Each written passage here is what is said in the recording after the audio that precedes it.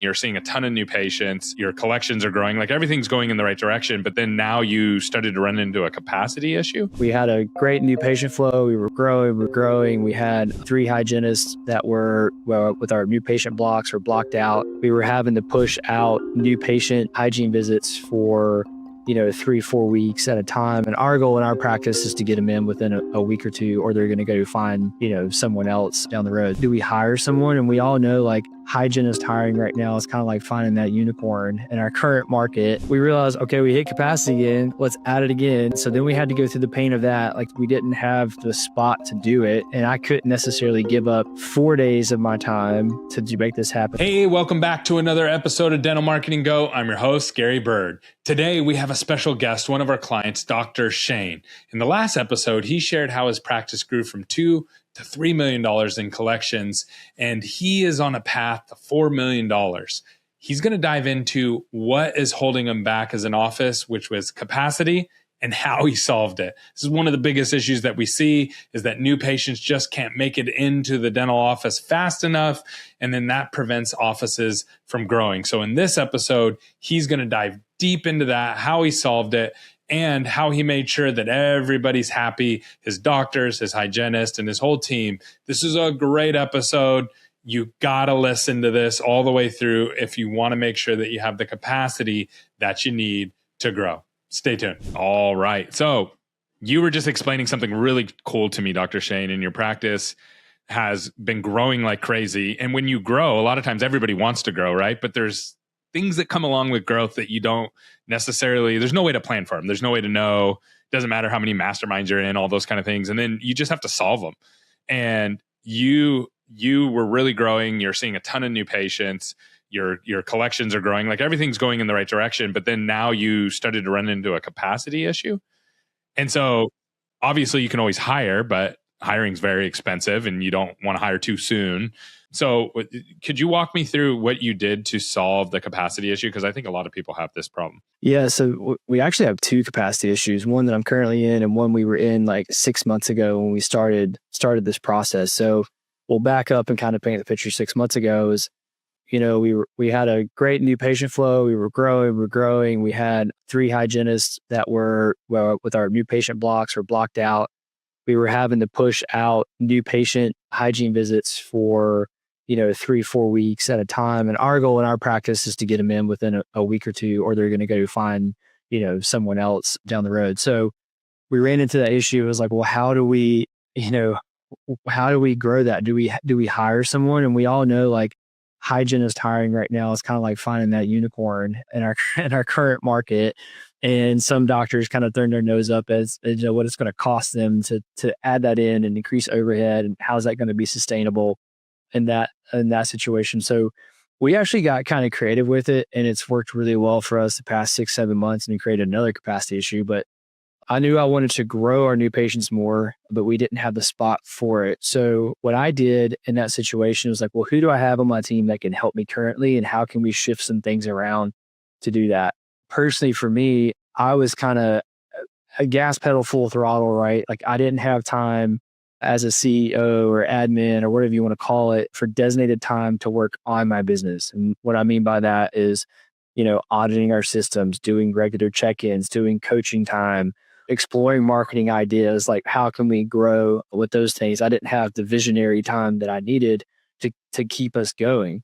So I paused, and we started out with just kind of 2 days a month that I would designate a whole day where that would kind of be my focus on that.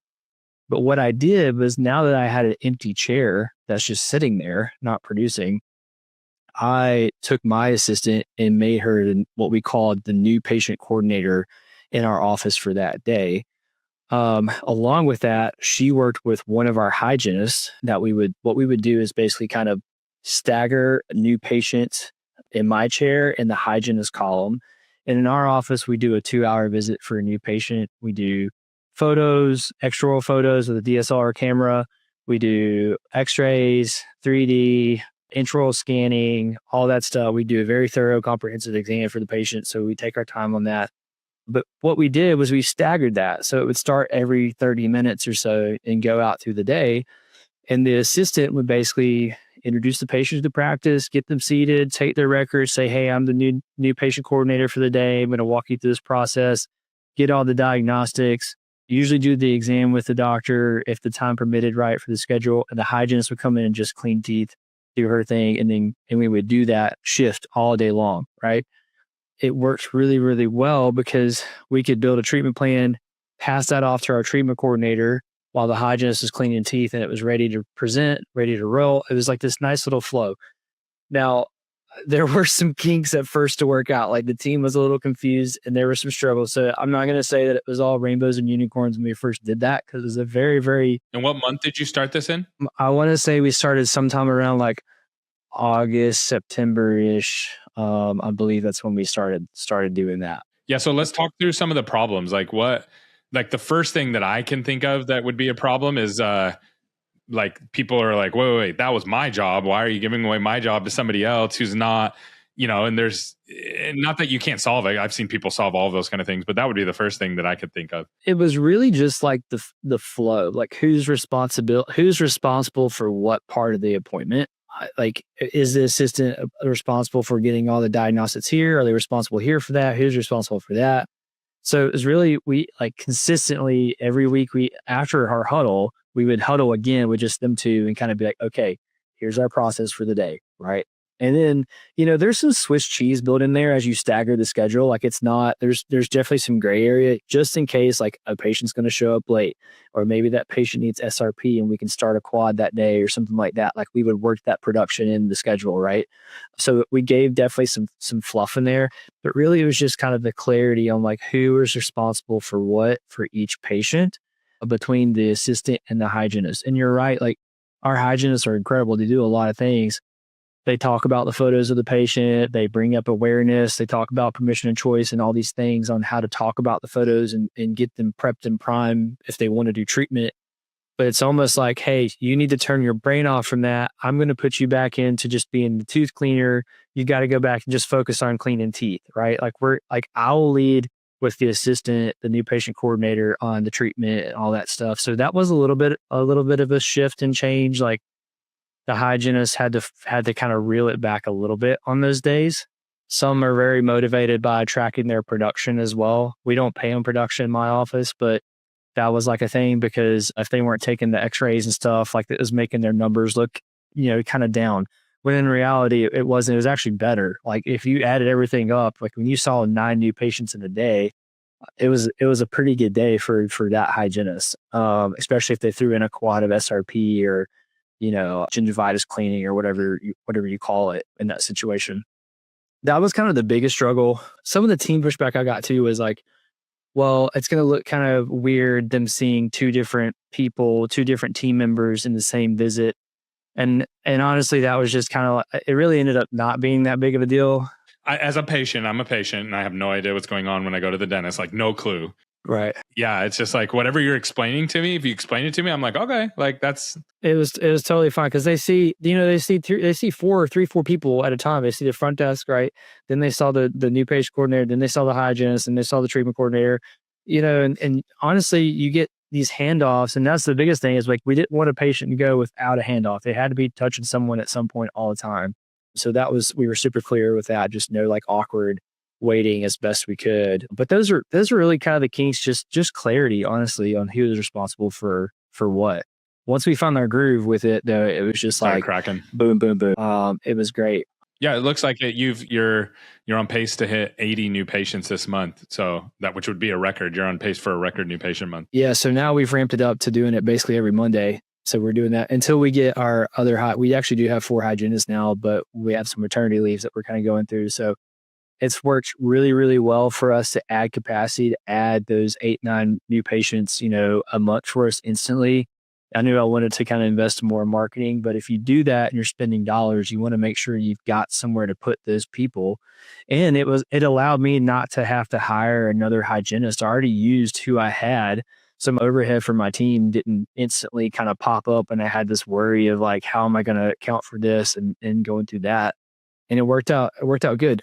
Honestly, for me too, as a doctor, like it was a good change of pace, being able to focus on like administrative things in between the new patient exams. I kind of stacked those to where I could go downstairs and knock both of them out and come back up and then refocus. It allowed me to work on the business a lot more too, get some of that free time back. Yeah, I lost like 2 days of like me potentially working, but guess what I did? I have other associates, so it changed my schedule for my other days when I was in the chair, right? So my production actually went up. Wow.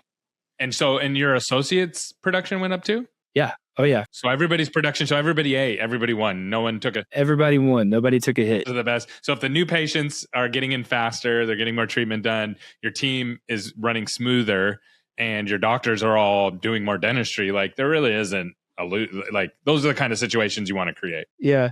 The biggest hurdle of Gary to get started with this though is like, and we did this now when we added it to 4 days a month instead of 2, is like our schedule's so booked. How do we even build this in? Right. So that's hard. A doctor may have to go out, plan for the 6 months out from now and start it then, rather than trying to do it all right now, especially if you don't have current blocks in your hygiene schedule as it is. Yeah. So what were some other unintended consequences of doing this? Because I know you checked all the boxes of the right things, right? So that's good. But I already know it caused other problems that you had to solve downstream. Yeah. So that's kind of where we're at now, is like, we realized, okay, we hit capacity again, let's add it again. So then we had to go through the pain of that. Like we didn't have the spot to do it. And I couldn't necessarily give up 4 days of my time to make this happen. So I had to change my schedule again, which led to changing my blocks again. And it was just kind of this cycle of how do we play this jigsaw puzzle? But now that we have it figured out, like it took us a few months throughout this year to get it, we're going to start rolling again. But it built the backlog of patients that I obviously didn't expect or have the foresight to see. 6 months from now, like we're booked. So we're 7, almost 8 months out for a recall exam. So if we have someone fall off the schedule now for a recall or perio maintenance or whatever it may be, like, sorry, we'll put you on an ASAP list, but we're going to have to see you, out in whatever it is now, like November or something crazy. Right. And that's not good. People don't want to, if they're sick for the day, they don't want to feel like they're being penalized for, being sick and not being able to get back into your hygiene schedule for another 6 or 7 months. So that's where we're at now. That's what we're tackling. Just kind of added a new chair in the office and a consult room to allow me to continue to work and then open up that other spot. Like I mentioned, we do have another hygienist on. We had to hire, because what we did essentially is we ramped up hygiene. We ramped up the capacity to justify the fact that, hey, now we need a hygienist to sustain this, and we can sustain it. So rather than hiring that person off the start and then trying to ramp up, we ramped up first, and now we can hire that person, and just go at it. Yeah, and you can keep doing that over and over and over again. So it's like it's much easier to do that. And I think a lot of dentists do get stuck on the chicken and the egg, or the horse and the cart, like which one goes first, because it is confusing. So that's cool that you figured that out. How long are your new patient appointments? 2 hours. 2 hours. Okay. Yeah. We run a 2-hour new patient. Okay. And patients are pretty good with that? Yeah. Again, we set the expectations on the phone. We've done phone training, phone scripting on that. Like, hey, the first visit's a longer visit. It's because we do XYZ. We do photos. A doctor wants to spend time with you, all these to introduce you to our practice. Moving forward, it will be your normal 1 hour visit that you normally have. And that includes the cleaning, or no? It does. Yeah. Yeah. It includes the cleaning. Yeah, that makes sense. Okay. And then what were some of the things that you had to work on with your doctors from a scripting standpoint to kind of make this work? Because I feel like it's almost, you're playing more of a game of Tetris more so than I don't even know what you were doing before, but how I describe it. But it's like Tetris, where it's like, hey, we're kind of doing this on the fly. So what were some things? I know you're really good with patients. So what did you work with your associates? Well, I think a lot of the times the associates, what we did on the new patient day was like, hey, you guys, I want you guys focused on your craft and your clinical skill. I'll handle the new patients in that situation. Okay. So, and then I, again, live in this mindset of abundance. Like, it's not because I want to see all the new patients and cherry pick all this work, because I'm honestly cutting back clinical time, right? So I don't have the time to do it. But what I will do is I will build a rapport with the patient, gain the trust of the patient, tee up the treatment, get them ready, and they'll go back on you. Yeah. And I think that opens you up to more opportunities because you can bring in younger associates. You can bring in people who aren't as skilled maybe with the person side, but they're skilled on the, like there's lots of dentists that are like extremely skilled clinically, but they're not as great on the, communication side. And, it can get rough when you're just bleeding new patients through an associate. So you see on those days, you're seeing all the new patients, you're setting them up for your associates and they're happy because they're doing all the treatment. And I can already hear a doctor's like, wait. So the doctor, how do you get the patients not to want to stay with you, Dr. Shane, the owner? Like, so are you hyping up the other associate in a certain way? Yeah, I mean, you kind of have to. It's one of those things where you have to understand that you live kind of in your niche. And whenever I bring it up in conversation, I don't. We had to work with the team a little bit. Like, it is an option, but it's not an option. And what I mean by that is, like, I know my youngest associate, bread and butter, great clinician, is awesome dentistry. That's his wheelhouse. So if I have someone who comes in who needs quadrant, posterior crowns or something, and some at a time, like, that case is going to go to him. And I'm already thinking, like, okay, when I say this to the patient, like, hey, you know what, you're going to see Dr. Nick, he's our associate. This is what he loves to do. He's the best at this. He handles all these cases in our practice. And it's kind of like, I already have that conversation or tee that up with the patient to let them know, like, they're not going to see me. If they want to see me, like, those are things that you've got to look at your menu of services and be willing as a doctor to take things off your menu and being okay to say no. And honestly, I haven't got that much pushback from a lot of patients on that. If you just have that conversation, like, this is what they do every day. This is how they serve these people in our practice. They're going to take amazing care of you. I've let them work on me.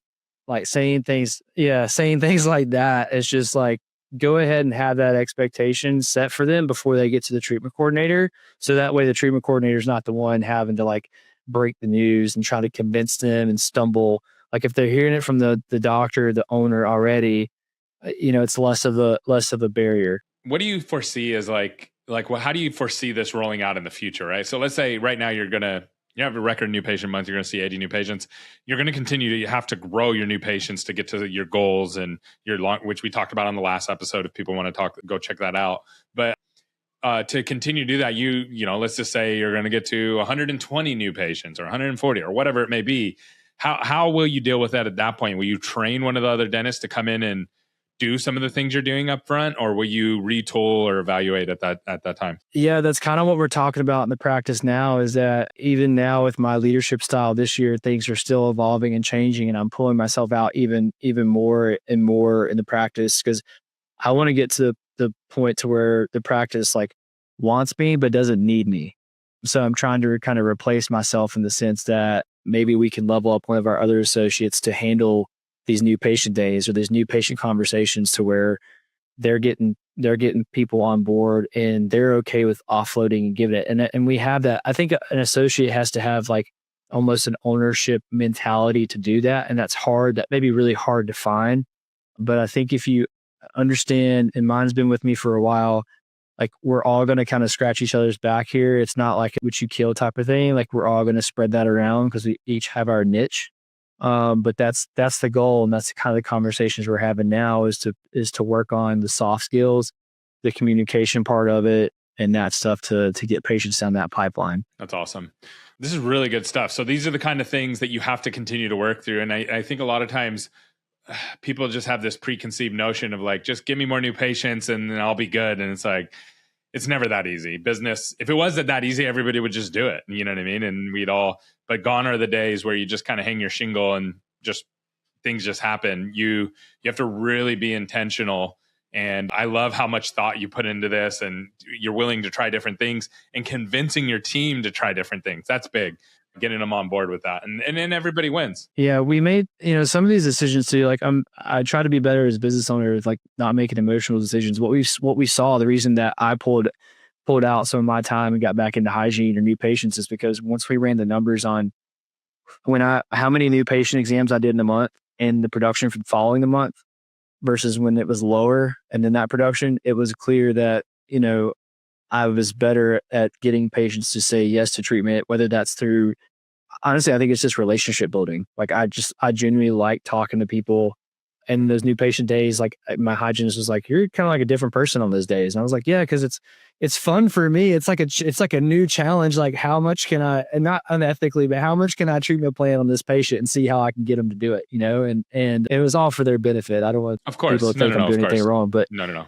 it was just fun to try to put that puzzle together for me.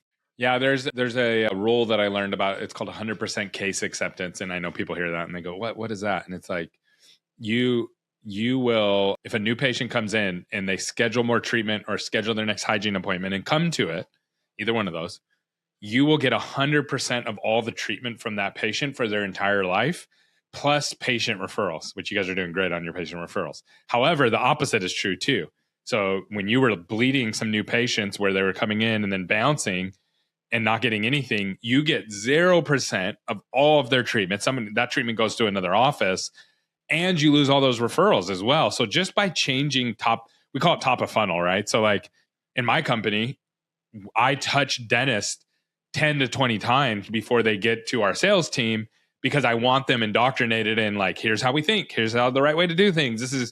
I don't want them coming in cold turkey and being like, telling us, hey, do it this way. You know, I've been burnt by, dental marketing companies before or whatever. And so I interject myself in the conversation. Now we're digital, so I can use videos and cool things like that. But that's what you did, is you interjected yourself at the top of the funnel. And then now you're reaping the benefits down at the bottom of it. Right. Yeah. Awesome stuff, man. That was really good.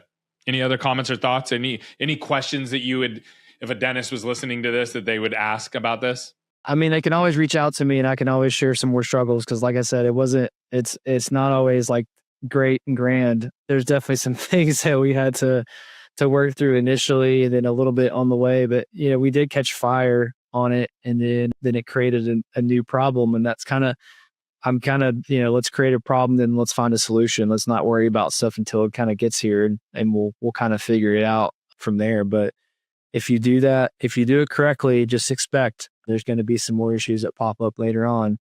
But enjoy the ride and enjoy the process. The ride. That's one thing in business, and I'll let you go. But one thing that I've learned is I used to be hyper focused on a destination, and I'd get there and it was like I was already bored with that destination because I've been working 2 years to get there. I'm like, whatever. And I already moved on to my next destination, and that really burnt my team out around me because they're like, we did it, and I'm like, dude, we should have hit that like 6 months ago. I'm already on to this next thing. And once I started learning how to like, no, the destination, it's great, whatever. I'm just going to set new ones all the time. And it's kind of arbitrary, to be honest with you. Like it's this big or this many customers or whatever. I'm just a random number that I'm picking bigger than the one that I have now. But it's learning how to enjoy the journey. So as I learned to enjoy the journey, and the journey was like, and it sounds cheesy, but it's like, that's the exciting part, is like, I'm going to learn something new through this process that I didn't know before. And it's going to help, and I'm going to help my team figure it out and all those kind of things. And business, if you can learn to do that, business is so much easier. It just makes it less stressful. Yeah, it's just more fulfilling. I mean, again, I think a lot of fulfillment in life is just the relationships you build, and you're going to build some going through some hard stuff. So you're going to build it with your team. You're going to build some with your patients. And that's kind of where the fulfillment comes in. That's awesome. Well, thanks so much for coming on. And I appreciate you sharing this. And I know it's going to be a big help to people. Yeah, man, I appreciate it. Thank you. All right. Peace.